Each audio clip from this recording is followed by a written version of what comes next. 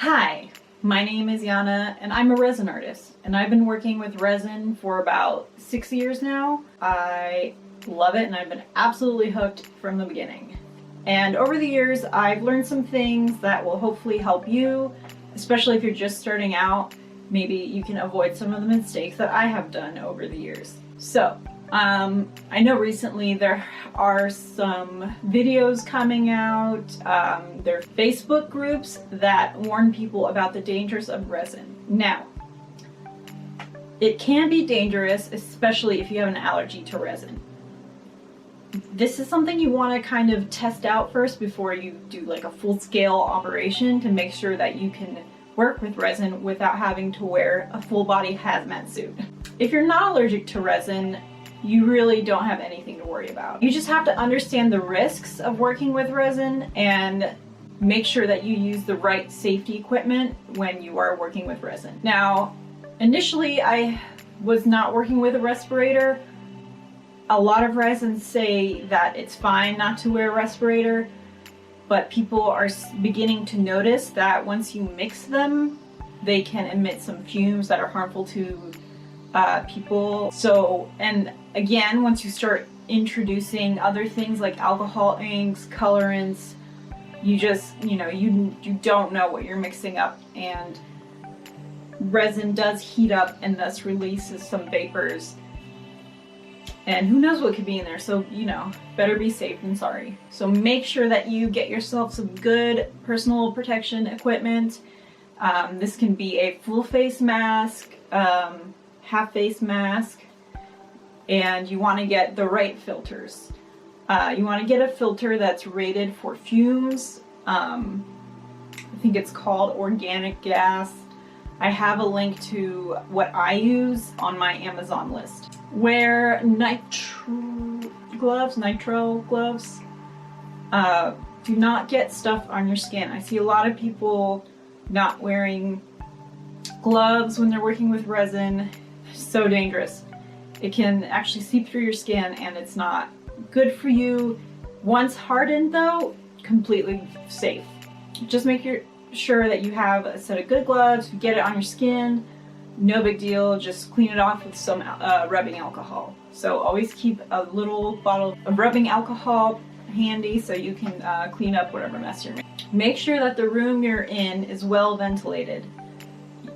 People even work outside, but this of course runs the risk of getting bugs in your resin, so it's up to you. Wear clothes that you don't mind getting resin on. I am pretty careful when it comes to crafting, so most of my clothes only have like one drop of resin here and there, which is kind of funny because, I continue wearing them. They're perfectly good, besides that one little hardened circle of fabric. So how resin works is that it, once combined, it's a two-part chemical reaction, and once combined, chain reaction starts, exothermic reaction, where it starts heating up. The reason you don't want to use too much resin at one time is that it can exponentially heat up and even burn you, or it starts smoking. I've heard accounts of places catching fire. Like, I don't know if that's true or not, but regardless, you want to be really careful with over mixing too much resin at once. Usually on your resin bottle, it should tell you how thick you should be able to pour your resin without this happening. And to avoid overheating, you can also work in a colder room, but not too cold. I think around 75 degrees is the ideal temperature. Now, a lot of people will use heat guns, blow torches to pop the bubbles on the surface. I've also heard people using hot baths with the resin in before they mix it.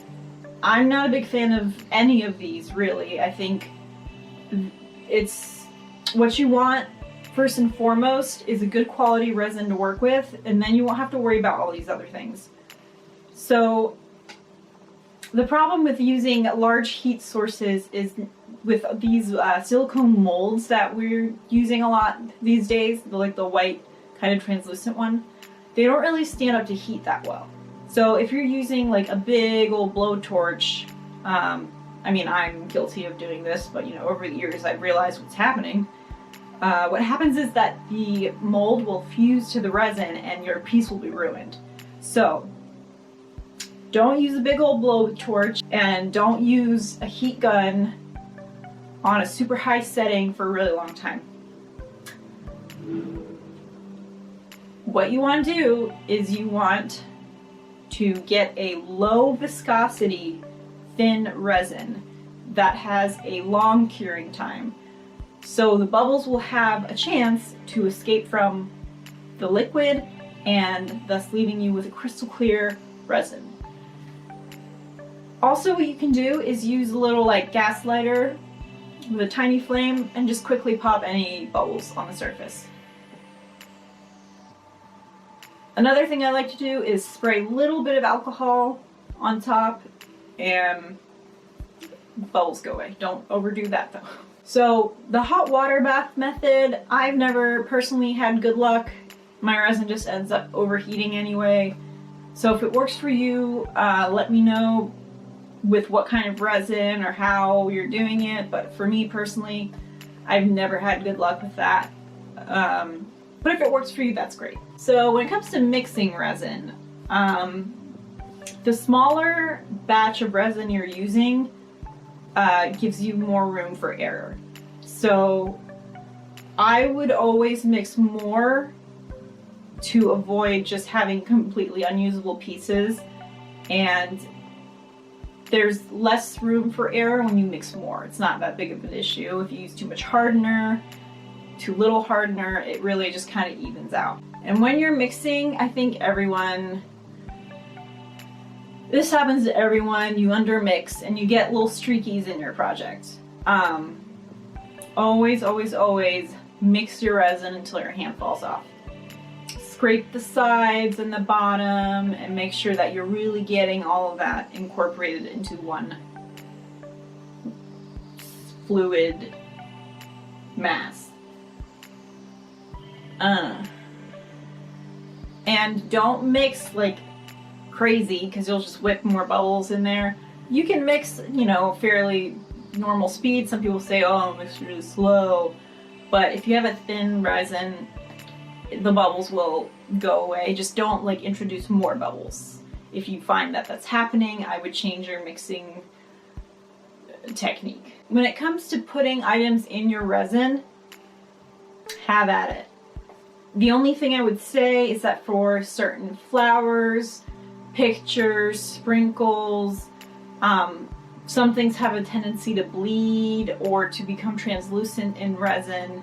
So, just experiment. I like to laminate pressed flowers, photos, paper before I put it in resin, so it really has that extra layer of protection. And you can't really tell that it's laminated if you cut it really neatly around the sides. It's great. So I have a hard time with taking sentimental objects from people and doing custom requests. The reason is I don't want to mess it up and have their, baby's dog teeth like encased in this, unusable plastic thing. So always make sure that you do a practice run first.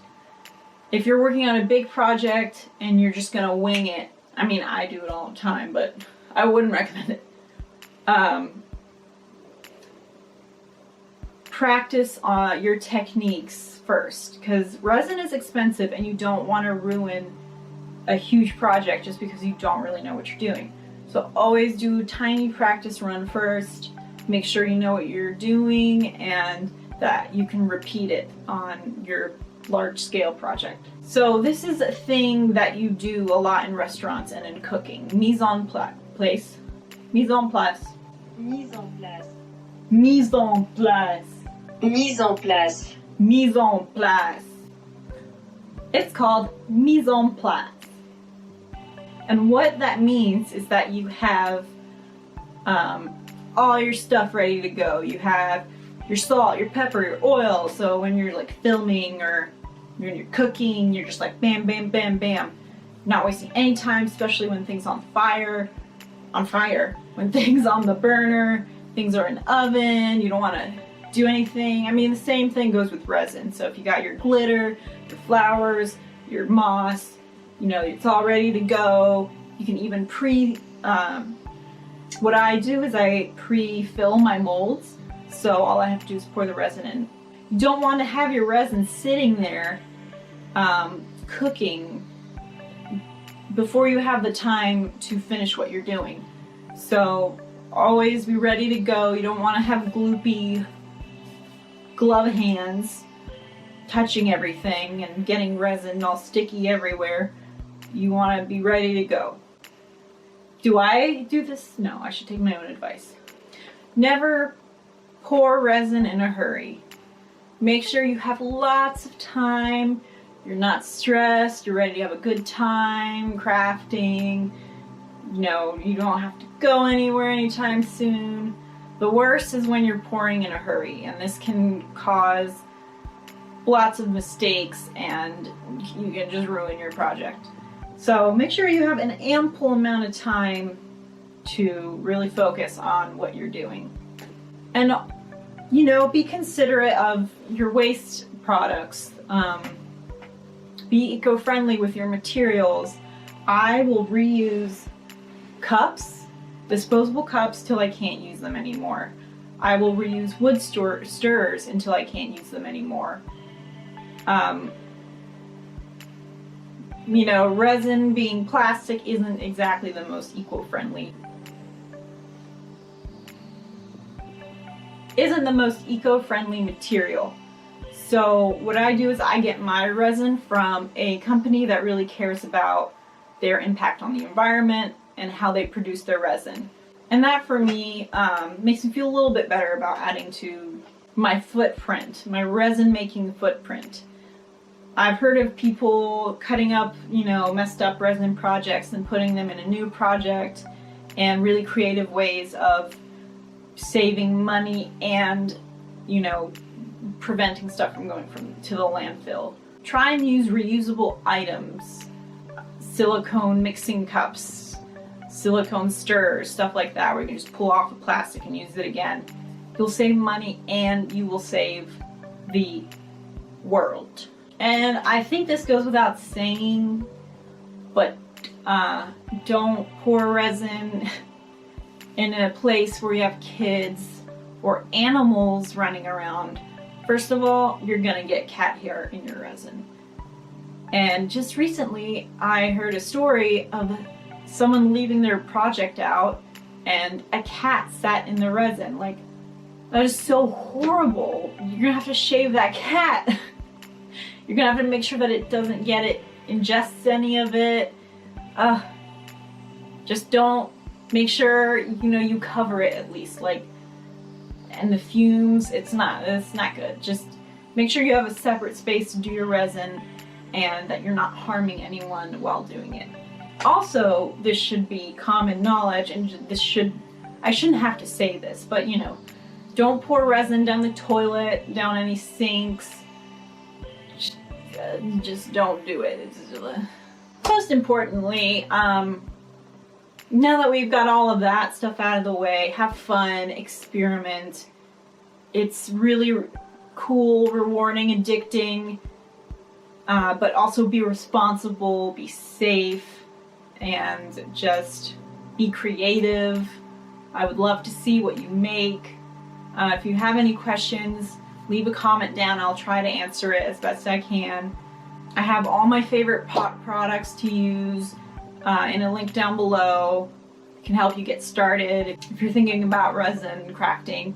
Also, I have a video about what kind of resin I like to use. I post videos, or I try to post videos once a week. I hope you'll subscribe and hang out with me while I do crafty resin projects and try new things and learn with me, because I love to learn and I love to teach other people. If this video was helpful for you, hit the like button, subscribe, hit the bell notification. It really, really, really will do wonders for me and my channel, and I'm So grateful to have you here, and keep creating, be creative, do magic stuff. You're the best. Bye.